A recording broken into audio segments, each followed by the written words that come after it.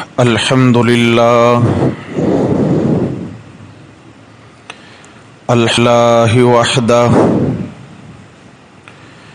والصلاة والسلام على من لا نبي بعده لا نبي بعده ولا رسول بعده لا رسول بعده ولا معصوم بعده أما بعد فأعوذ بالله من الشيطان الرجيم بسم الله الرحمن الرحيم سبحان الذي أسرى بعبده ليلا من المسجد الحرام إلى المسجد الأقصى من المسجد الحرام إلى المسجد الأقصى الذي باركنا حوله لنريه من آياتنا إنه هو السميع البصير صدق الله ومن أصدق من الله قيلا اللهم صل على سيدنا ومولانا محمد وعلى آل سيدنا ومولانا محمد وبارك وسلم عليه.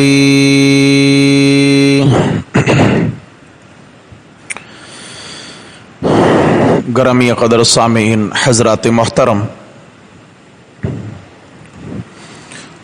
رجب المرجب کا مبارک اور محترم مہینہ ہے، اور اس مہینہ کے متعلق رسول اللہ صلی اللہ علیہ وسلم نے اس کا چاند نظر آتے ہی جو دعا ارشاد فرمائی، اس دعا میں ایک اہم سبق موجود ہے، اور بحیثیت مسلمان ہمیں رسول اللہ صلی اللہ علیہ وسلم کی تعلیمات کے نقش قدم پہ چل کر ہی زندگی گزارنا چاہیے، اور اسی میں ہماری کامیابی اور ہماری فلاح ہے. آپ صلی اللہ علیہ وسلم نے دعا یہ ارشاد فرمائی، اللہم بارک لنا فی رجب و شعبان و بلغنا رمضان. اے میرے اللہ، ہمارے لیے رجب اور شعبان کے مہینوں میں برکات کا نزول فرمائیے، اور ہمیں رمضان کے مہینہ تک پہنچنے کی توفیق نصیب فرمائیے. اشارہ ہو گیا کہ رمضان المبارک اصل ہدف ہے، اصل مقصود ہے، اور اس کی تیاری ہمیں رجب کے مہینہ سے کرنا چاہیے. جیسا کہ ہمارے گھروں میں کوئی شادی کا پروگرام ہوتا ہے، کسی نے بچے یا بچی کی شادی کرنا ہوتی ہے، تو وہ کم از کم 6 مہینے پہلے سے تیاری میں لگ جاتے ہیں. کیوں؟ پروگرام جتنا اہم ہوتا ہے اتنا تیاری بھی زیادہ اہتمام سے ہوتی ہے. تو میرے بھائیو، رمضان المبارک تو بخشش کا مہینہ ہے، رحمت کا مہینہ ہے، مغفرت کا مہینہ ہے، جہنم سے آزادی کا مہینہ ہے. تو اس مقدس اور مبارک مہینے کی تیاری بھی بھرپور اہتمام سے ہونی چاہیے. اس لیے آپ علیہ السلام نے دعا فرمائی، اللہم بارک لنا فی رجب، اے اللہ ہمارے لیے رجب کے مہینے میں برکات کا نزول فرمائیے، و شعبانہ اور شعبان میں بھی، و بلغنا رمضان، اور جب ہم رجب اور شعبان میں بھرپور تیاری کر چکے ہوں تو جو ہمارا مقصد ہے رمضان وہ ہمیں پانے کی توفیق عطا فرمائیے۔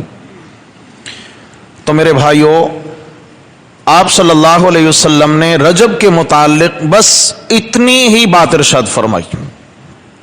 یہ الگ بات ہے کہ یہ حرمت والا مہینہ ہے، اس کا تقدس قرآن مقدس سے ثابت ہے، لیکن اس میں اپنی طرف سے کچھ عبادات متعین کر لینا، کچھ عبادات ترتیب دے دینا کہ بھئی اس مہینہ میں اگر اتنے نوافل پڑھے جائیں تو اتنا ثواب ہے، اور فلاں دن روزہ رکھا جاوے تو 1000 روزوں کا ثواب ہے، اور اس کی فلاں رات میں نوافل پڑھے جائیں تو اتنا ثواب ہے۔ بات یاد رکھیے میرے بھائیوں، یہ دین میں اضافہ ہے۔ آپ علیہ الصلوۃ والسلام نے جو ثواب بیان نہیں فرمایا، اگر ہم اس کو ثواب سمجھ کر کریں گے تو یہ دین میں کیا ہوگا بھائی؟ اضافہ۔ آپ علیہ الصلوۃ والسلام نے ارشاد فرمایا، صحیح بخاری میں حدیث ہے، من احدث فی امرنا ھذا ما لیس منہ فہو رد، جس نے ہمارے اس دین کے معاملہ میں کچھ بھی اضافہ کیا تو وہ اضافہ اس کی جانب مردود ہوگا اور اس کے منہ پہ مار دیا جائے گا۔ کیوں؟ ہمارا دین مکمل ہے، کامل ہے، اکمل ہے۔ الیوم اکملت لکم دینکم، اب اس دین میں سے نہ کچھ نکالا جا سکتا ہے اور نہ ہی اس میں کچھ مزید ڈالا جا سکتا۔ اب جتنا دین آ گیا، اس دین کے مطابق زندگی گزارنا، اسی میں فلاح ہے اور اسی میں کامیابی۔ تو رجب کے مہینہ کے حوالے سے جو آج کی مقصودی بات ہے میں وہ بھی عرض کروں گا، اور آخر میں انشاءاللہ اس کے حوالے سے کچھ جو ہمارے شبہات ہیں، اللہ کرے کہ شبہات ہمارے دلوں سے دور ہو جائیں اور ہم سنت کے مطابق زندگی گزارنے والے بن جائیں، انشاءاللہ اس پہ بھی بات ہو جائے گی۔ ہمارے ہاں مشہور ہے کہ اس مہینہ کی 27 تاریخ کی رات کو آپ صلی اللہ علیہ وسلم کو معراج کرایا گیا۔ سنتے رہتے ہیں، معراج کا سفر میرے نبی صلی اللہ علیہ وسلم کا مشہور ترین اور مبارک ترین سفر ہے۔ آخر مبارک ترین سفر کیوں نہ ہو جس سفر میں اللہ نے اس امت کو 5 نمازیں نصیب فرمائیں، اپنے سے دن میں 5 مرتبہ ہم کلام ہونے کا شرف ملا اس امت کو، تو وہ سفر آخر مبارک کیوں کر نہیں ہوگا؟ یہ بات تو مسلمہ ہے، اس میں تو کوئی دوسری رائے ہی نہیں کہ آپ علیہ السلام کے معراج کا انکار کیا جائے۔ قرآن مجید کی نصوص سے ثابت ہے، احادیث متواترہ مشہورہ سے ثابت ہے کہ آپ صلی اللہ علیہ وسلم کو معراج ہوا ہے۔ کیسا معراج ہوا ہے؟ روح اور جسم دونوں کے ساتھ معراج ہوا ہے، صرف روحانی معراج نہیں، یاد رکھیے گا۔ اگر روحانی معراج ہو تو نماز مومن کی معراج ہے، اور یہ تو روحانی معراج ہر بندے کو دن میں 5 مرتبہ ہوتا ہے، تو اس میں کون سا خاص کوئی فرق ہوا؟ اس میں کون سا آپ صلی اللہ علیہ وسلم کے لیے الگ کوئی اعزاز ثابت ہوتا ہے؟ نہیں، رسول اللہ صلی اللہ علیہ وسلم کو معراج کرایا گیا، روح مال جسد یعنی جسم و روح دونوں کے ذریعے آپ علیہ الصلوۃ والسلام کو بلندیوں کا سفر کرایا گیا ہے۔ یہ امت مسلمہ کا عقیدہ اور ایمان ہے۔ رہ گیا معاملہ کہ یہ کون سی تاریخ کو ہوا؟ کیا یہ 27 رجب کو ہوا؟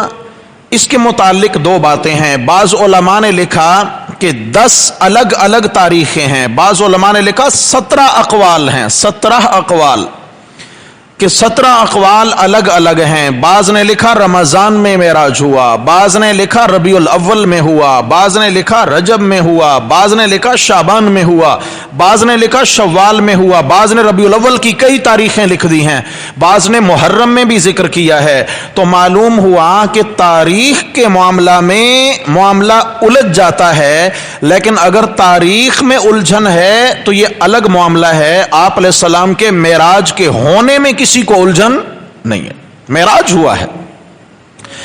باقی اگر یہ تاریخ مبارک یعنی اس لحاظ سے ہوتی کہ اس رات میں مخصوص کوئی عبادت ہوتی اللہ کی جانب سے مقرر کہ جب سال بعد معراج کی رات آئے گی تو تم نے اتنی رکعت ادا کرنی ہے، یا جب وہ دن آئے گا تو تم نے روزہ رکھنا ہے۔ اگر یہ دین کا حصہ ہوتا یا اس دن اور رات میں کوئی عبادت شریعت میں لاگو ہوتی تو یقیناً اس تاریخ کو بھی صحابہ کرام نے جو ہے نا وہ محفوظ کیا ہوتا۔ اگر تاریخ محفوظ نہیں تو پھر یہ مسئلہ ہمیں سمجھ میں آ جانا چاہیے کہ اس دن اور رات کی کوئی مخصوص عبادت، جی یہ بات سمجھ لیجئے، اس دن اور رات کی کوئی مخصوص عبادت نہیں ہے۔ اب جب مخصوص عبادت نہیں اور ہم اس کو عبادت بنا کر کے ثواب سمجھ کر کریں گے تو کیا ہوگا بھائی؟ قبول ہوگی مردود ہوگی؟ کیوں؟ دین میں اضافہ ہے۔ اگر یہ دین ہوتا تو میرے نبی صلی اللہ علیہ وسلم نے عمل کیا ہوتا، اگر یہ ثواب کا کام ہوتا تو صحابہ کرام نے کیا ہوتا۔ جیسے ان میں سے ایک 27 رجب کا قول ہے، اب اگر کوئی کہے جی اس دن میں روزہ رکھیں گے تو یہ روزہ ہزاری روزہ ہوگا، واہ جی واہ، ہزاری روزہ مطلب ایک روزہ رکھیں گے 1000 روزوں کا ثواب ہوگا۔ بھائی رمضان کے فرض روزے رکھیں گے تو بھی 1000 کا ثواب نہیں ہے، چہ جائے کہ رجب کا ایک روزہ رکھیں تو 1000۔ اس کے متعلق فتاوی محمودیہ کے اندر اور فتاوی رشیدیہ کے اندر اور احسن الفتاوی کے اندر اور دیگر فتاوی دارالعلوم دیوبند وغیرہ تمام فتاویات میں لکھا ہے کہ یہ بدعات ہیں 27 رجب کی، اس دن کا کوئی روزہ نہیں ہے اور اس رات کی کوئی مخصوص عبادت مقرر، لہٰذا اس رات میں نوافل کو الگ کوئی حیثیت دے کے پڑھنا نہیں میرے بھائی۔ اللہ تعالی ہمیں کامل دین اپنانے کی توفیق دے، اللہ دین میں اضافے سے ہمیں محفوظ فرمائے، دین میں اضافہ نہیں کرنا ہے۔ تو واپس چلتے ہیں جی، آپ صلی اللہ علیہ وسلم کو معراج تو ہوا، کب ہوا اللہ بہتر جانے، لیکن معراج، شاہد بولے، معراج کے ہونے میں کوئی شک نہیں ہے۔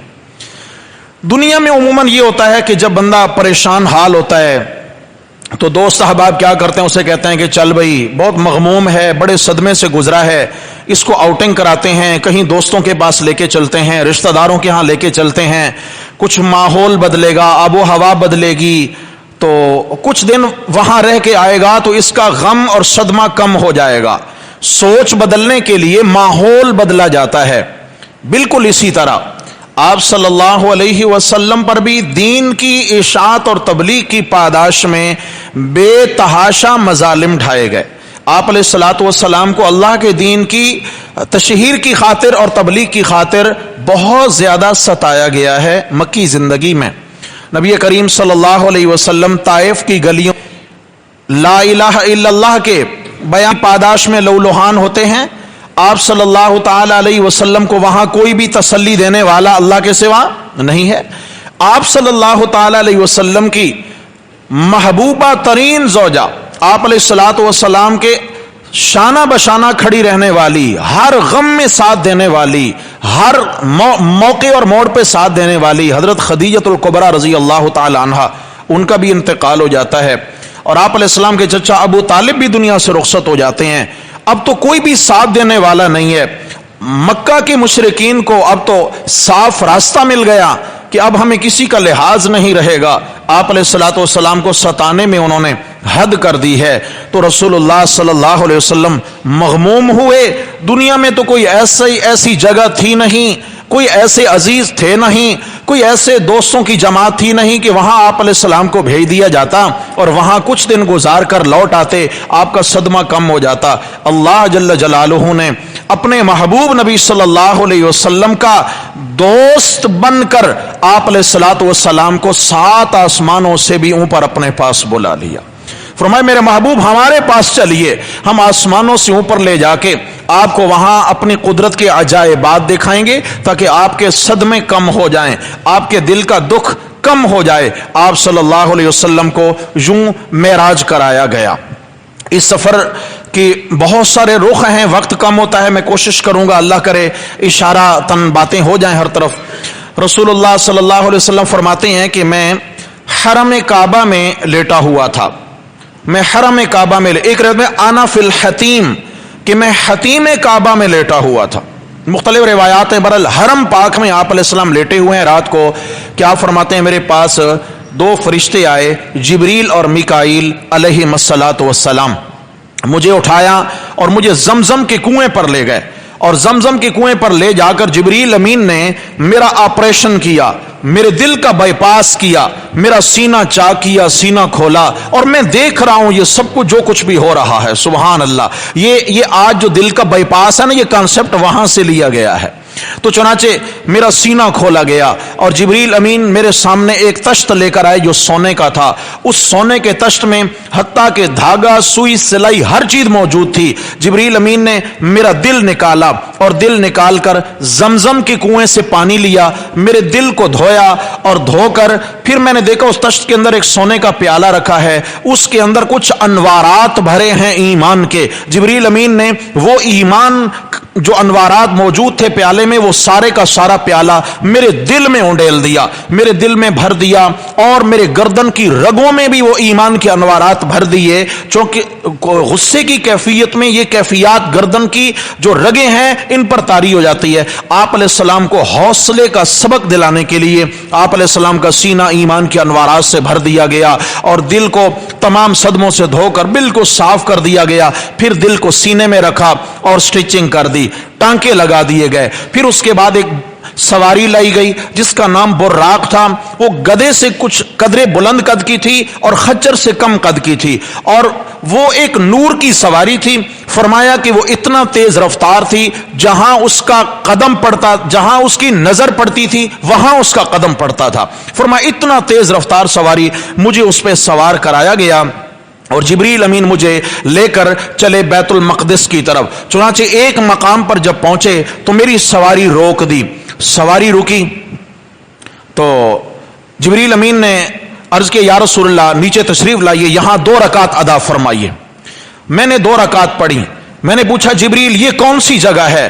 तो जिब्रील अमीन ने कहा, या रसूलल्लाह ये आपकी जाए हिजरत मदीना तैयबा है, आप यहां हिजरत फरमाकर तशरीफ लाएंगे, ये अल्लाह ताला आपका ईमान, आपके लिए ईमान का मरकज बनाएंगे। आप अलैहिस्सलाम ने वहां 2 रकात अदा फरमाई, हदीस में आता है। फिर मुझे लेके चले, फिर एक मकाम पे सवारी से उतारा, अर्ज के यहां भी 2 रकात अदा फरमाइए। मैंने 2 रकात वहां अदा फरमाई। पूछा ये कौन सी जगह है? तो बताया गया कि ये हजरत ईसा अलैहिस्सलातु वस्सलाम की जाए विलादत है, जिसको अरबी में बैतुल लहम कहते हैं। बैतुल लहम ये ईसा अलैहिस्सलाम की जाए विलादत है, मुबारक जगह है। मैंने वहां भी 2 रकात पढ़ी। फिर लेकर चले एक पहाड़ पर, अर्ज किया यहां भी 2 रकात अदा फरमाइए। मैंने पूछा ये कौन सी जगह है? तो बताया गया कि ये कोहे तूर है, ये वो मकाम है जहां मूसा अलैहिस्सलाम को नबुव्वत मिली थी। मैंने वहां भी 2 रकात अदा की। फिर मुझे बैतुल मक़दिस ले जाया गया और वहां तमाम अंबिया अलैहिमुस्सलातु वस्सलाम की अरवाह मुबारक आई हुई थी और मिसाली जिस्मों में, और उनको एक सफ में खड़ा करके जिब्रील अमीन ने मुझे मुसल्ला इमामत पे खड़ा किया और मैंने तमाम अंबिया की इमामत कराते हुए 2 रकात पढ़ा। यूं हो गई कितनी रकात जी? 8 रकात आप अलैहिस्सलाम ने सफर में अदा फरमाई हैं। आप अलैहिस्सलाम फरमाते हैं कि जब मैं सवारी पे सवार था और बैतुल मक़दिस की जानिब में जा रहा था, सवारी बहुत ज्यादा तेज रफ्तारी से अपनी मंजिलें तय कर रही थी कि अचानक रास्ते के किनारे मुझे एक बुढ़िया खातून नजर आई, जिनके बाल बिखरे हुए थे, परागंदा बाल और बिल्कुल कमजोर और लागर, और वो बुढ़िया हो चुकी थी। वो मेरी जानिब इशारे करके मुझे रोकना चाहती थी। मैंने पूछा जिब्रील ये कौन है? जिब्रील ने कहा, या रसूलल्लाह आगे चलिए, इसके बारे मत पूछिए, आगे चलिए। मैं थोड़ा आगे चला तो रास्ते के किनारे एक शख्स ने मुझे आवाजें देकर अपनी जानिब मुतवज्जे करना शुरू कर दिया। मैंने पूछा ये किसकी आवाजें हैं? जिब्रील ने कहा आगे चलिए। जब हम आगे अपनी मंजिल पे पहुंचे, जिब्रील ने कहा, या रसूल अल्लाह आप जानते हैं वो बुढ़िया कौन थी? तो मैंने फरमाया नहीं, मुझे नहीं मालूम ये कौन थी। तो जिब्रील अमीन अर्ज करता है, या रसूल अल्लाह ये दुनिया थी। क्या थी? ये दुनिया थी, यानी ये दुनिया आपको अपनी जानिब रागिब करना चाहती थी ताकि आपके दिल में दुनिया की मोहब्बत पैदा हो जाए। ये दुनिया थी। और ये भी याद रखना अल्लाह के हबीब, ये जिस तरह औरत बुढ़िया है और इसकी उम्र बहुत कम रह गई है, अब ये दुनिया से जाने वाली है गोया के, इसी तरह दुनिया बूढ़ी हो चुकी है और अनकरीब दुनिया का खात्मा होने वाला है। तो इसलिए जैसे कोई भी जी शऊर इस बुढ़िया से दिल नहीं लगाएगा, ऐसे भी ईमान वालों को चाहिए कि वो दुनिया से दिल न लगाएं, वो अल्लाह ही से दिल लगाएं, आखिरत की तैयारी रखें। और ये जो एक शख्स ने आपको आवाजें देकर अपनी जानिब रागिब करना चाहा, ये इबलीस था। इबलीस आपके रास्ते में रुकावट बनना चाहता था। फिर उसके बाद आप अलैहिस्सलाम फरमाते हैं, जिब्रील अमीन ने मेरे सामने 3 प्याले पेश किए। एक में पानी था, एक में शराब थी और एक में दूध था। اور یوں میرے سامنے پیش کر کے عرض کہ یا رسول اللہ ان میں سے جو آپ کی طلب ہے آپ پسند فرماتے ہیں اٹھا کے پی لیجئے. تو میں نے دودھ کا پیالہ پسند کیا. جبریل امین مسکرائے اور عرض کیا یا رسول اللہ اچھا ہوا آپ نے دودھ کا پیالہ اٹھایا ہے, کیونکہ دودھ کے اندر حکمت ہی حکمت ہے, دانائی ہی دانائی ہے. اللہ نے دودھ کے اندر حکمتیں رکھی ہیں, یہ بڑی مبارک غذا ہے. شکر ہے آپ نے پانی نہیں اٹھایا, ورنہ آپ کی امت گناہوں کی وجہ سے غرق ہو جاتی جیسے نوح علیہ السلام کی امت غرق ہو گئی. اور شکر ہے کہ آپ نے شراب کا پیالہ نہیں اٹھایا, ورنہ آپ کی امت گناہوں میں بہک اور بھٹک جاتی. آپ نے اچھا کیا کہ دودھ کا انتخاب فرمایا. اس کے بعد آپ صلی اللہ تعالی علیہ وسلم نے فرمایا کہ میں نے وہاں نماز پڑھی. تفصیلی واقعہ بہت تفصیلی ہے, میں اشارہ کر کے آگے نکلنا چاہتا ہوں. قرآن مجید میں اللہ تبارک و تعالی فرماتے ہیں سبحان, پاک ہے شریکوں سے وہ ذات. کیا لفظ ہے بھائی؟ سبحان, شریکوں سے پاک ہے. الذی, وہ ذات. اسرا بعبدہ, جس نے سیر کرائی اپنے بندے کو. یہ زمین کی سیر مکہ معظمہ سے لے کر بیت المقدس تک یہ زمین کی سیر ہے. اس کے بعد جو آسمانوں کی جانب سفر ہے وہ معراج ہے. معراج عروج سے ہے, بلندی کی جانب جانا, اور یہ اسراء کیا ہے؟ زمینی سفر ہے. پاک ہے وہ ذات جس نے سیر کرائی اپنے بعبدہ, خاص بندے کو, لیلن, رات کے مختصر پہر کے اندر, رات کے مختصر حصے کے اندر. کہاں سے چلے تھے؟ من المسجد الحرام, مسجد الحرام سے چلے. کہاں تک گئے؟ الی المسجد الاقصی, مسجد اقصی بیت المقدس تک گئے. اللہ اکبر. اے میرے اللہ یہ تو بتائیے اس سفر کی وجہ کیا تھی؟ سفر کے مقاصد ہوتے ہیں, کوئی مقصد کیا ہے سفر کا؟ فرمایا اللہ وہ ذات ہے الذی بارکنا حولہ لنریہ من آیاتنا. اللہ تعالیٰ نے بیت المقدس یعنی ملک شام میں برکات رکھی ہوئی ہیں, برکات رکھی ہوئی ہیں. اللہ تعالیٰ نے اپنے قدرت کی عجائبات رکھے ہیں جو اپنے پیارے نبی صلی اللہ علیہ وسلم کو دکھانا چاہتے تھے. یعنی کیا مطلب ہے؟ عجائبات قدرت کے دکھا کر وہ مکہ میں جو غم دکھ دیے گئے ان کو ہم کم کرنا چاہتے ہیں, تاکہ وہ دکھ کم ہو جائیں جو دشمنوں نے دیے ہیں. آپ تو سو تو نہیں گئے بھائی, جاگ رہے ہیں؟ دیکھیں کچھ مسئلے میں بتاؤں گا, کچھ آپ بھی بتایا کریں, آپ کا بھی حق ہے. مل جل کے ہم نے یہ چھپر اٹھانا ہے انشاءاللہ. یہ بتائیں آپ علیہ السلام کا سفر کہاں سے شروع ہوا؟ بولیے بھائی. مسجد الحرام کہاں ہے؟ مکہ میں. کہاں تک چلے؟ یعنی ملک شام بیت المقدس تک چلے, اور وہاں سے بلندی آسمانوں سے بھی اوپر جہاں تک اللہ تعالیٰ نے چاہا لے گئے. آپ صلی اللہ علیہ وسلم جا رہے ہیں جی, آپ علیہ السلام جا رہے ہیں. اچھا, معلوم ہوا کہ جب آپ علیہ السلام مسجد الحرام میں تھے تو مسجد اقصی میں نہیں تھے. جب مسجد اقصی میں تھے تب آسمانوں پر, اور جب آسمانوں پر چلے گئے پھر زمین پر.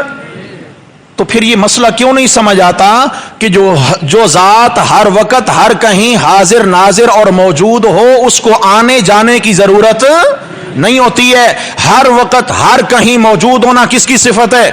اللہ کی صفت ہے. اور یاد رکھیے میرے بھائیو, اشہد ان لا الہ الا اللہ وحدہ لا شریک لہ, اللہ تعالی وحدہ لا شریک ہیں. اللہ کی ذات میں بھی کوئی شریک, اللہ کی صفات میں بھی کوئی شریک نہیں ہے. آپ علیہ الصلوۃ والسلام بھی حاضر ناظر ہوں, اللہ بھی حاضر ناظر ہوں, اولیاء کرام بھی حاضر ناظر ہوں, حضرت شیخ عبد القادر جیلانی رحمہ اللہ بھی حاضر ناظر ہوں. اللہ کی صفات میں شرکت ہے کہ نہیں ہے بھائی؟ ہم نے کلمہ کیا پڑھا؟ وحدہ. اللہ تعالیٰ اپنی صفت میں کہو وحدہ لا شریک ہیں. چلیے جناب, آپ صلی اللہ علیہ وسلم نے فرمایا کہ مجھے پھر براق پہ بٹھایا گیا, اور آسمانوں سے اوپر جب 7 یعنی بیچ میں تو ہے ہر آسمان پہ انبیاء کرام سے ملاقاتیں ہوتی گئیں, چلتے گئے. 7 آسمانوں سے جب اوپر پہنچے تو فرمایا میں نے دیکھا ایک بیری کا درخت ہے جس کی جڑیں 7 زمینوں سے نیچے تک تھیں, اور اس کی شاخیں 7 آسمانوں سے اوپر نکلی ہوئی تھیں, اور اس کے پتے ہاتھی کے کان سے چوڑے تھے, اور اس کا پھل, بیری کا جو پھل ہے وہ مٹکے سے بھی بڑا تھا. ایک ایک پھل گویا ایک ایک بیر مٹکے سے اللہ اکبر بڑا تھا. اور اتنا بڑا وہ درخت ہے جس کو قرآن مجید نے سدرۃ المنتہا کہا. سدر عربی میں بیری کو کہتے ہیں.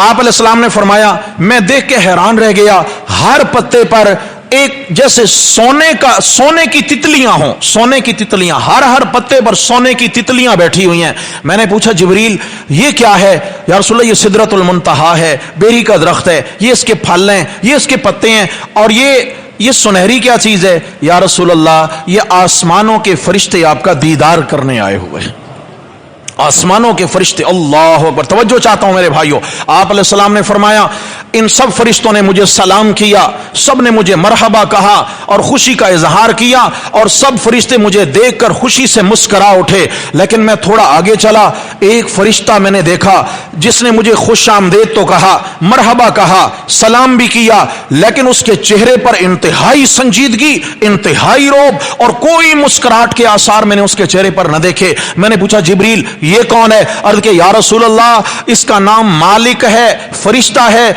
और ये जहन्नम का चौकीदार और दारोगा है। अल्लाह ने जब से इसे बनाया है तब से ये एक बार भी नहीं मुस्कुराया है। हमें उम्मीद थी कि आपकी तशरीफ आवरी से हर फरिश्ते को बड़ी खुशी है, ये शायद आपकी तशरीफ आवरी से खुश होकर मुस्कुराए। अगर ये आज नहीं मुस्कुराया तो फिर क़यामत तक नहीं मुस्कुराएगा। इतना रोब है इसके चेहरे पर। अल्लाहु अकबर, अल्लाहु अकबर। आप सल्लल्लाहु अलैहि वसल्लम ने फरमाया, मैंने फिर हजरत आदम अलैहिस्सलाम को देखा कि उनके दाएं जानिब कुछ रूहें हैं और बाएं जानिब भी कुछ रूहें हैं। जब वो दाएं जानिब देखते हैं तो मुस्करा देते हैं, बाएं जानिब देखते हैं तो हजरत आदम अलैहिस्सलाम का चेहरा रंजीदा और परेशान हो जाता है। मैंने पूछा, ये क्या है? जिब्रील ने बताया, ये ईमान वालों की रूहें हैं और उल्टी जानिब जो है गुनाहगारों की रूहें हैं। आदम अलैहिस्सलाम अपनी औलाद में ईमान वालों को देखते हैं, खुश हो जाते हैं, और जब गुनाहगारों को देखते हैं तो परेशान हो जाते हैं। मालूम हुआ कि वालिदैन को अपनी औलाद को नेक बनाने की कोशिश में लगे रहना चाहिए। हाँ भाई, हाँ जी, औलाद नेकोकार बन जाए ताकि दुनिया आखिरत की अल्लाह खुशियां नसीब फरमा दे। औलाद नेक होगी, अल्लाह दुनिया आखिरत में इंशाअल्लाह खुशियों से माला माल फरमा देंगे। फिर आप अलैहिस्सलातु वस्सलाम ने फरमाया, हम आगे चले तो एक और किबला हमें मिला आसमानों के ऊपर, 7 आसमानों से ऊपर। जैसे ये मक्का में किबला है, इसी की सीध में 7 आसमानों से ऊपर एक किबला जिसे कहते हैं बैतुल मामूर। क्या कहते हैं भाई?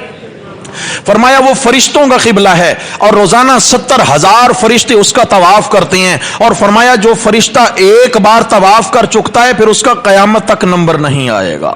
इतनी तादाद है अल्लाह ताला के पास। फरमाया बैतुल मामूर के दीवार के साथ मैंने देखा तो एक बुजुर्ग, फरमाया बहुत खुश शक्ल बुजुर्ग, नूरानी चेहरे वाले, वो तकिया लगाकर बैठे हुए हैं। मैंने पूछा ये कौन है? तो बताया गया जनाब इब्राहीम अलैहिस्सलाम है।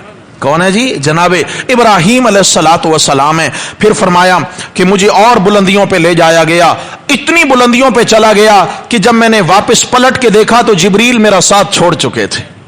फरमाया जिब्रील मेरा साथ छोड़ चुके थे। फिर अल्लाह की जानिब से हुक्म मिला, आगे तशरीफ लाइए। तकद्दम तकद्दम रसूल अल्लाह, या रसूल अल्लाह आगे तशरीफ लाइए, अल्लाह के महबूब नबी आगे तशरीफ लाइए। हम आगे चले गए। अल्लाह तबारक व तआला के हुजूर में सजदा रेज हो गया बुलंदियों पे जाकर, और फिर अल्लाह तबारक व तआला से हम कलामी का शर्फ नसीब हुआ। मैंने वहां जिब्रील को 600 पर खोले हुए 7 आसमानों से ऊपर देखा था। फरमाया 600 पर खोले हुए था। अल्लाहु अकबर। अल्लाह जल्ल जलालुहु ने मुझे आसमानों से 50 नमाजों का तोहफा दिया, 50 नमाजों का तोहफा दिया। और दूसरा तोहफा यह दिया कि मेरे प्यारे हबीब अपनी उम्मत को जाकर बता दीजिए, अगर एक नेकी का इरादा करेंगे तो मैं अल्लाह कामिल नेकी लिखवा दूंगा, और अगर वो एक नेकी अमलन कर लेंगे तो एक के बदले 10 लिखवा दूंगा। और जाकर अपनी उम्मत को यह भी बता देना कि आपकी उम्मत अगर एक गुनाह का इरादा करेगी तो मैं तब तक फरिश्तों को गुनाह नहीं लिखने दूंगा जब तक कि वो अमलन गुनाह नहीं कर लेंगे, और जब अमलन गुनाह हो जाएगा तो एक या तो एक लिखा जाएगा। अल्लाह अकबर, ये अल्लाह की रहमत है। फिर आप अलैहिस्सलाम वापस आए, आसमानों पे मूसा अलैहिस्सलाम से मुलाकात होती है और कारगुजारी सुनाते हैं। 50 नमाजें मिली हैं। मूसा अलैहिस्सलाम ने अर्ज किया वापस जाइए, तखफीफ कराइए, कमी कराइए। मेरी उम्मत पर 2 नमाजें थी मगर वो सही से नहीं पढ़ पाते थे। आप अलैहिस्सलातु वस्सलाम बार बार तशरीफ ले गए, 9 मरतबा तशरीफ ले गए वापस, और 45 नमाजें 5-5 कर करके यूं कम हुई। जब वापस आने लगे तो अल्लाह जल्ल जलालुहु ने फरमाया, ऐ मेरे प्यारे पैगंबर, आपकी जानिब से तो कमी नहीं करा दी गई है, लेकिन याद रखिए फरमाया ला तब्दील लिकलिमातिल्लाह, मैं अल्लाह के लिखे कलिमात कभी तब्दील नहीं होते हैं। अपनी उम्मत को बता देना, वो पढ़ेंगे 5, मैं अल्लाह सवाब 50 का अता फरमाऊं। फरमाया सवाब 50 का होगा, जो हमने शुरू में दे दिया, जो लिख दिया, फरमाया वही हर्फ लिखा जा चुका। फिर इसके बाद आप अलैहिस्सलाम ने फरमाया कि मैं वापस आ रहा था तो मुझे जहन्नम की सैर कराई गई, मुझे जहन्नम दिखाई गई, यानी सिज्जीन का मकाम दिखाया गया जहां गुनाहगारों और काफिरों की रूहें मौजूद हैं। फरमाया कि मैंने वहां देखा कि एक दस्तरखान लगा हुआ है, एक तरफ जो है ना फरमाया अच्छा किस्म का तैयार भुना हुआ गोश्त रखा है, और एक तरफ बदबूदार गला सड़ा गोश्त रखा हुआ है। कुछ लोग हैं उनको लाया जाता है और वो अच्छे गोश्त की जानिब जाने की बजाय गला सड़ा बदबूदार गोश्त पसंद करते हैं और जाकर उसे खाना शुरू कर देते हैं। मैंने पूछा जिब्रील ये कौन लोग हैं? अर्ज किया या रसूल अल्लाह, आपकी उम्मत के ये वो लोग हैं कि जो हलाल के रास्ते छोड़कर हराम के रास्ते पे चला करते थे। कुछ भी है हलाल का, कुछ भी है उसको छोड़कर मद्दे मुकाबिल हराम तजवीज कर लेना। फिर इसके बाद फरमाया कि हम कुछ आगे चले, मैंने कुछ लोगों को देखा कि उनके ऊपर तले के जो होंठ थे वो ऊंट के होंठों की तरह लटके हुए थे, और फरिश्ते खड़े हैं, उनका मुंह जबरदस्ती खोलते हैं और मुंह में आग के अंगारे ठोस रहे हैं। दिखने में गोश्त है मगर आग के अंगारे हैं कि मुंह से ठोसते हैं, पखाने के रास्ते वो अंगारे निकल जाते हैं। मैंने पूछा जिब्रील ये कौन गुनाहगार हैं? बताया गया ये यतीमों का माल खाने वाले। कौन है भाई? तीजे की बिरयानी खाने वाले हैं। बोलो क्या? हाँ, तीजे की बिरयानी इसलिए कि यतीमों का माल होता है कि नहीं होता? हाँ जी, इधर से जनाजा अभी खत्म नहीं हुआ, बेचारा पहले से ही घर में पहुंच जाता है, दस्तरखान लगा रहा है जी, बाप की मैयत दफना के आया, इधर मेहमानों के लाले पड़ जाते हैं कि उनको भी खाना भी खिलाना है। यतीमों के माल खाने वाले हैं। फरमाया कुरानी मजीद में भी यही बात है, फरमाया जो यतीमों का माल खाते हैं, इन्नल्लज़ीना याकुलूना अमवालल यतामा ज़ुल्मन इन्नमा याकुलूना फी बुतूनिहिम नारा। फरमाया ये जहन्नम के अंगारे पेट में ठोंस रहे हैं, ये खाना नहीं है। और इसके बाद आपने फरमाया हम कुछ और आगे चले, मैंने कुछ खवातीन को देखा कि जो अपने छातियों के बल जहन्नम की आग पे उल्टी लटका दी गई थी। मैंने पूछा ये कौन है? तो बताया गया ये बदकारी करने वाली औरतें, ये बदकारी करने वाली औरतें हैं। फिर हम आगे चले तो फरमाया मैंने कुछ लोगों को देखा जिनके पेट बड़े बड़े मकानात की तरह सूजे हुए फूले हुए थे, बड़े बड़े पेट हैं, उठने की कोशिश करते हैं मगर वो गिर जाते हैं, और उन पेटों के अंदर फरमाया मैंने देखा कि सांप दौड़ रहे हैं, आग जल रही है। मैंने पूछा ये कौन है? तो बताया गया ये आपकी उम्मत के सूदखोर लोग हैं। कौन है भाई? ये सिर्फ सफर नहीं है, याद रखिएगा, ये बहुत बड़ा सबक है उस उम्मत के लिए, बहुत बड़ा सबक है। बहरहाल आप सल्लल्लाहु अलैहि वसल्लम वापस तशरीफ लाए और आकर आप अलैहिस्सलातु वस्सलाम ने मक्का वालों को ये सारे अहवाल सुनाए कि मैं ये देख करके आया हूं। मुशरिकीन मक्का जमा होकर हजरत अबू बकर सिद्दीक के दरवाजे पर आए। अबू बकर आपको पता है कि आपके दोस्त ने आज एक अजीब दावा कर दिया है कि मैं रात के मुख्तसर हिस्से के अंदर आसमानों पे चला गया और मैं ये देख करके वहां से वापस आया हूं, क्या अकल इस बात को मानती है? हजरत सिद्दीक अकबर ने कहा क्या मेरे प्यारे नबी ने यह दावा किया है? हाँ हाँ किया है। तो फिर फरमाने लगे अगर यह दावा किया तो फिर सच है, जो अल्लाह जिब्रील को आसमान से जमीन पर भेज सकते हैं वो अल्लाह अपने हबीब को जमीन पे आसमानों पर भी बुला सकते हैं, जमीन से आसमानों पर भी बुला सकते हैं। अल्लाह कादिर है। आप अलैहिस्सलाम ने उस मौका पर हजरत अबू बकर का लक़ब रखा था अंत सिद्दीक। तो कौन है? सुबहान अल्लाह, तो सिद्दीक है। तो चले वक्त खत्म हो गया, मैं आखिर में सिर्फ एक बात अर्ज कर दूं। मेरे भाइयों, रजब का महीना है, मैं शुरू में भी अर्ज कर चुका हूं। हमारे यहाँ क्या है, हम समझते हैं कि शायद इसी महीना की 27 तारीख को क्या है ये मेराज हुआ। मैं शुरू में अर्ज कर गया कि इसके मुतालिक मुख्तलिफ अकवाल हैं। बाज़ उलमा ने 17 तारीखें जिक्र की हैं, ये महीना था, ये था, ये था, ये था, अलग अलग। मालूम ये हुआ कि अगर इस तारीख में या इस रात में कोई खास इबादत होती तो सहाबा किराम इस रात की तारीख को महफूज रखते ना रखते भाई? तो मालूम हुआ कि इस रात में आप अलैहिस्सलाम से मनकूल साबित ना कोई नवाफिल हैं और ना ही 27 रजब का रोजा है। हमारे यहां मशहूर है जी ये हजारी रोजा है, हम एक रोजा रखेंगे तो 1000 रोजे का सवाब होगा। याद रखिए कोई सवाब नहीं होगा, उल्टा गुनाह और अजाब होगा, क्योंकि आप सल्लल्लाहु अलैहि वसल्लम ने इस दिन के रोजा को सवाब समझकर नहीं रखा। अगर हम इसको सवाब समझकर रखेंगे तो दीन में इजाफा होगा नहीं होगा भाई? समझ आ गई है? तो इन रातों में जागने का एहतमाम करना, बाकायदा मखसूस रकात अदा करना, मखसूस सूरतें पढ़ना। मेरे भाइयों आपकी हमदर्दी में अर्ज करता हूं, मुश्किल में तो आपने पढ़ना है, हमें क्या भाई, लेकिन بات صرف اتنی ہے کہ مشکل میں ضرور پڑیں لیکن سنت کے خلاف نہ جائیں، سنت کے خلاف نہ جائیں، سنت کے مطابق اعمال کریں، ہر رات نوافل پڑھیں، تہجد کی نماز میں اٹھیں، ہر رات تہجد ادا کریں، اب نفلی روزے اکثر رکھا کریں، کون منع کرتا ہے؟ لیکن 27 رجب کا خاص روزہ یہ میرے پیارے نبی سے ثابت، 27 رجب کی خاص رکعات اور نوافل میرے پیارے نبی اور صحابہ سے ثابت۔ انشاءاللہ اجتناب کی کوشش کریں گے، بولیں بھائی اجتناب کا مطلب کیا ہے؟